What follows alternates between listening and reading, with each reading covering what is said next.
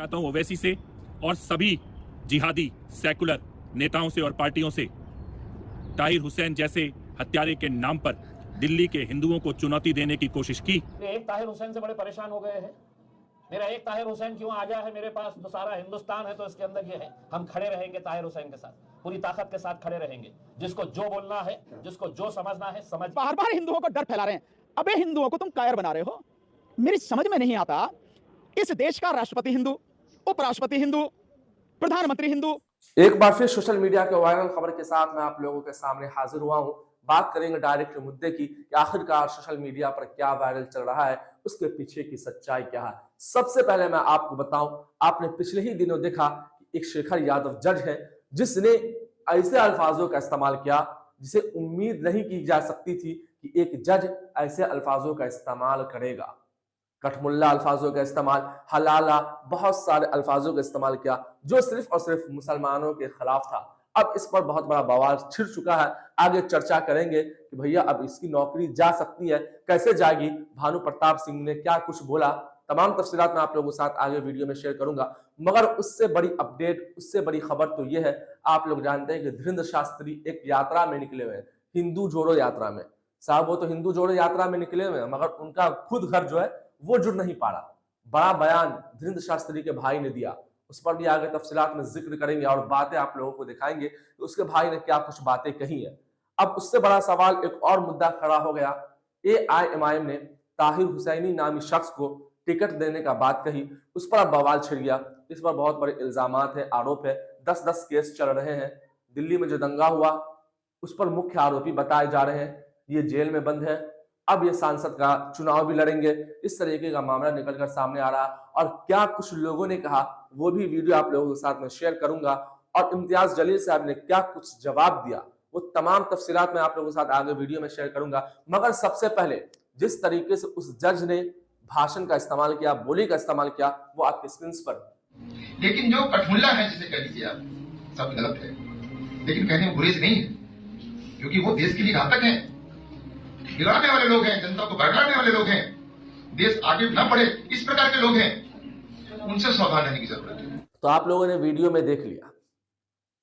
अब इनकी नौकरी जा सकती है, मगर कैसे? मुश्किल है मगर मुमकिन नहीं। क्यों मुमकिन नहीं? अब 100 सांसद अगर इस लेटर पर साइन कर दे तो इनकी नौकरी जा सकती है। अभी तक खबरों के मुताबिक 7 सांसद ने साइन कर दिया। एक लेटर है, वहां कश्मीर के भी एक सांसद है, उन्होंने भी साइन किया, और जियाउर रहमान बर्क है, असदुद्दीन ओवैसी साहब इसमें तो सबसे पहले आगे ही है।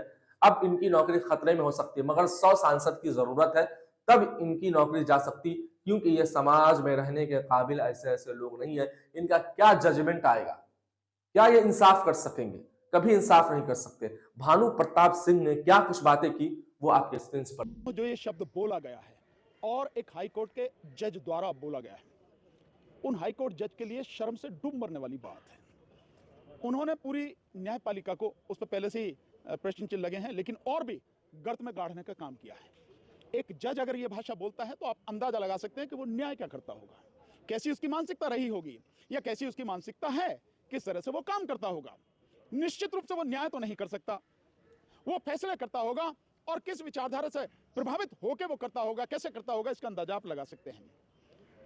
ये जो बात उन्होंने कही है, मैं शब्द उस शब्द का इस्तेमाल नहीं करना चाहता, उस व्यक्ति को यह जानना चाहिए कि जिन्हें तुम ये शब्द इस्तेमाल कर रहे हो, उस मुस्लिम समाज का इस देश की आजादी में, इस देश की बेहतरी में बहुत बड़ा योगदान है, बहुत बड़ा। उसे इतिहास कभी भुला नहीं सकता, वो इतिहास में अमर है।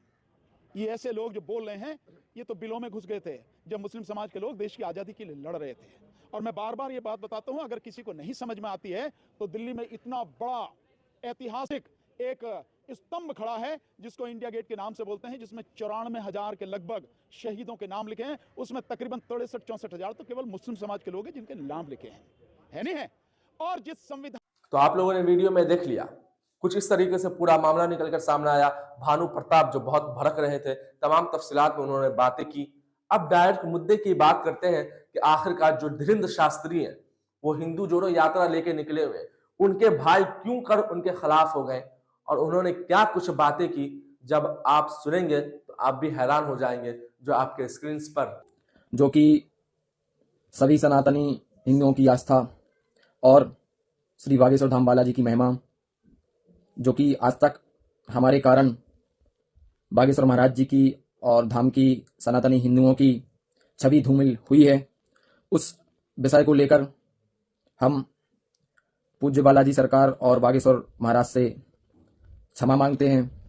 लेकिन आज से हमें या हमारे किसी भी विषय को बागेश्वर धाम और बागेश्वर वाले महाराज जी से ना जोड़ा जाए, क्योंकि उनसे आज से ही हमने अपने पारिवारिक रिश्ते आजीवन हमेशा के लिए ख़त्म कर दिए हैं। आज से उनसे हमारा कोई भी रिश्ता या कोई भी संबंध नहीं है और इसकी जानकारी हमने अपने डिस्ट्रिक्ट के फैमिली कोर्ट में भी दे दी है। एक कॉपी हमारे पास भी रखी है। तो आप सभी से निवेदन है कि कृपया करके हमारे किसी भी विषय को धाम से या महाराज जी से ना जोड़ें। हमारा उनका कोई भी संबंध नहीं है। तो आप लोगों ने उनके भाई की ज़बानी सुन ली। कुछ इस तरीके से उनके भाई कह रहे हैं कि अब मेरा कोई भी मसला हो उनके साथ ना जोड़ा जाए, मेरा उनसे रिश्ता बिल्कुल भी खत्म हो चुका है। और ये साहब निकले हिंदू जोड़ो यात्रा में, खुद के घर इनकी संभल नहीं रही। अब सोशल मीडिया पर इस तरीके की बातें खूब वायरल की जा रही है। जिस तरीके से ताहिर हुसैन को टिकट देने की बात की जा रही है, खुद असदुद्दीन ओवैसी साहब उनके परिवार से जाकर मिले। अब जो सोशल मीडिया पर जो न्यूज चैनल वाले लोगों से इंटरव्यू कर रहे हैं, क्या कुछ बातें की वहां के लोगों ने, वो आपके स्क्रीन पर। गुंडे को हमारे यहाँ का विधायक ना बनाए, हमें नहीं चाहिए ऐसी राजनीति। ओवैसी साहब हमारे हाथ जुड़े हुए हैं, इस क्षेत्र को बदना बेकार ना करे। वैसे यहाँ को पहले आपने नाश कर रखा है, इस क्षेत्र का गुंडों को बसा रखा आपने यहाँ पे। ताहिर हुसैन सबसे बड़ा गुंडा है, देशद्रोही है जी। उसको टिकट कैसे दी जा रही है? पहले तो टिकट मिलनी नहीं चाहिए और देशद्रोही को तो यहाँ से बाहर ही करना चाहिए। ये तो गंदी राजनीति है इन लोगों की। ऐसे आदमी को टिकट दे रहे हैं जिसने दिल्ली का सत्यानाश कर दिया। पहले आम आदमी पार्टी में था वो, अब उसमें चला गया दूसरी में, उसने उसको टिकट दे दिया। वो नहीं देंगे कोई और दे देगा। ओवैसी का हाथ आईबी ऑफिसर अंकित शर्मा के हत्यारों के साथ। ओवैसी ने असली सेकुलरिज्म का रंग दिखाया है। ताहिर हुसैन जिसने दिल्ली में सैकड़ों हिंदुओं की हत्या की साजिश रची, जिसके घर से बम मिले, पत्थर मिले, जिसके घर में आईबी ऑफिसर अंकित शर्मा का मर्डर किया गया, लगभग 400 बार चाकुओं से गोदकर अंकित शर्मा जी की लाश को नाले में फेंक दिया गया। ऐसे हत्यारे जिहादी ताहिर हुसैन को दिल्ली के चुनाव के मैदान में उतारकर दिल्ली के हिंदुओं को चुनौती देने की कोशिश की जा रही है। मैं ये कहना चाहता हूँ ओवैसी से और सभी जिहादी सेकुलर नेताओं से और पार्टियों से, ताहिर हुसैन जैसे हत्यारे के नाम पर दिल्ली के हिंदुओं को चुनौती देने की कोशिश की और दिल्ली में दंगे करवाने की कोशिश की तो अंजाम तुम्हारी 7 पीढ़ियां याद। तो आप लोगों ने वीडियो में देख लिया, कुछ इस तरीके से लोगों का कहना है, बातें कर रहे हैं, मगर इन तमाम बातों पर पानी फेरने का काम और इन तमाम लोगों को करारा जवाब इम्तियाज जलील साहब देते हुए नजर आ रहे हैं, जो आपके स्क्रीन पर। एक ताहिर हुसैन से बड़े परेशान हो गए हैं। मेरा एक ताहिर हुसैन क्यों आ गया है मेरे पास, तो सारा हिंदुस्तान है, तो इसके अंदर ये है, हम खड़े रहेंगे ताहिर हुसैन के साथ, पूरी ताकत के साथ खड़े रहेंगे।